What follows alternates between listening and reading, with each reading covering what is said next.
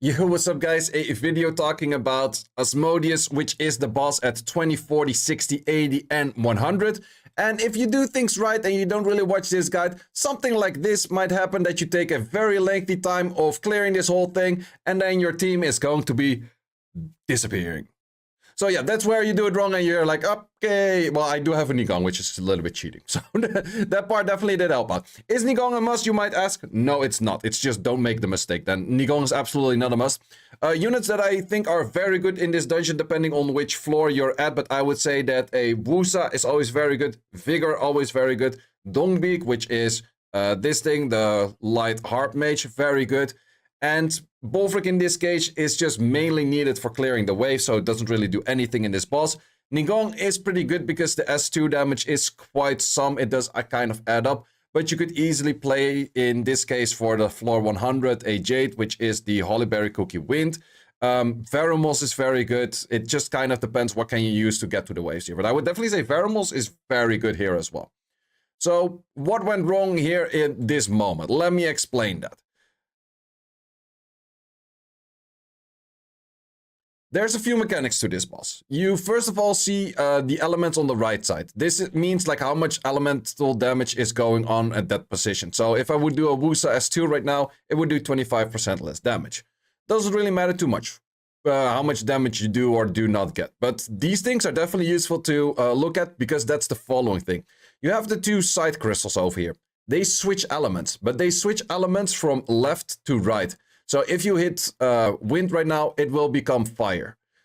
You do have to have, the moment that the boss takes a turn, these elements at the same thing. Otherwise, this boss is going to do 300% extra damage and wipe your whole team.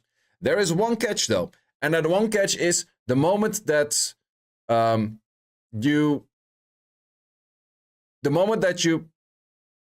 hit with a water element on a wind element, you might glance. Moment you glance, you will have the following interaction where this thing doesn't switch.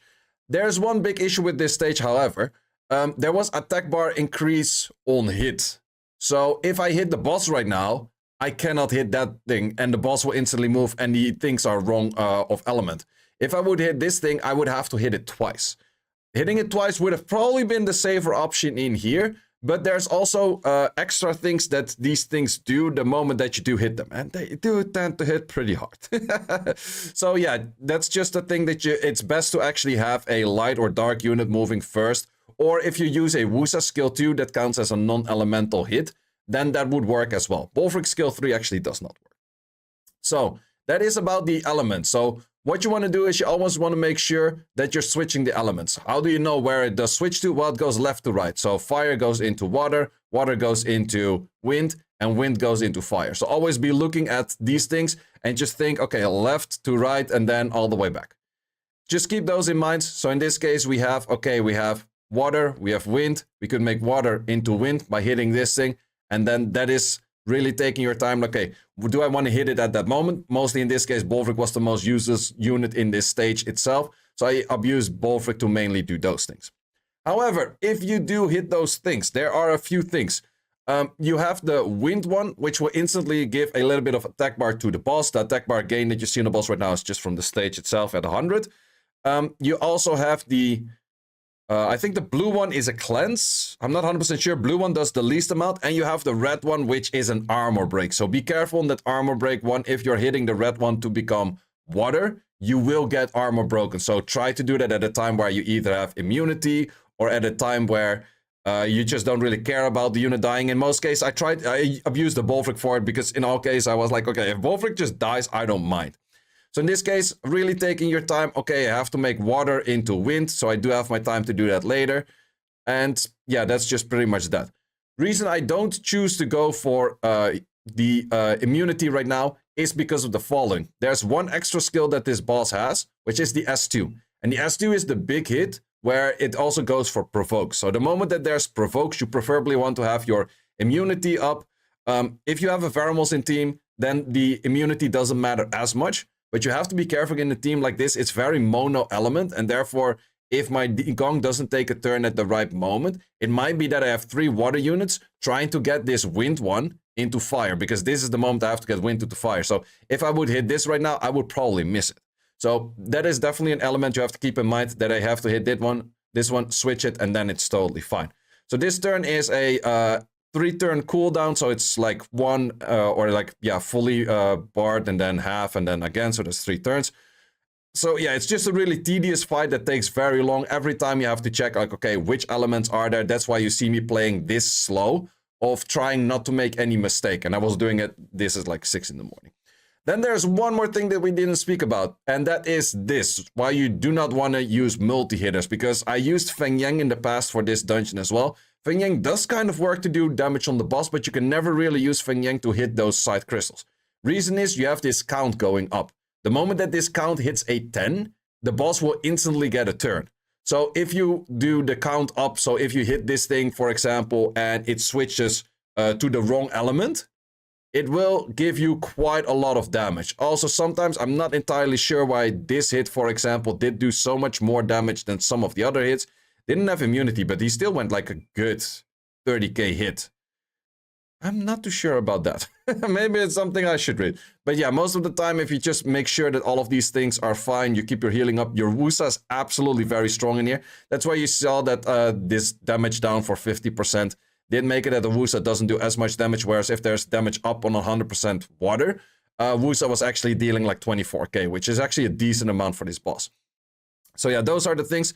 Let's actually speed up the process to where the boss gets an insta-turn. And yeah, that's pretty much all there is to it. Really try to make a sense of, okay, which element do I have to hit to switch to what next element? Trying to make sure that you pay attention to this thing, that it doesn't get a turn in or like an insta turn, or a turn where you can't really have immunity up or no healings coming right after when this thing is coming in. So that's also why you want to save your immunity for in that case. And just make sure that you're not hitting any elements that are glancing. So in this case, this skill is coming up. So I went for immunity in here and shields. Then it's not really going to do anything. In this case, it's going to be 9. So I do know the first time I hit this thing right now, it is going to switch.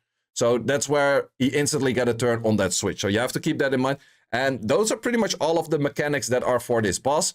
Once again, it's definitely a free-to-play boss that you can clear free-to-play. But you definitely have to take your time to actually clear it, because as you can see, this is ×4 speed.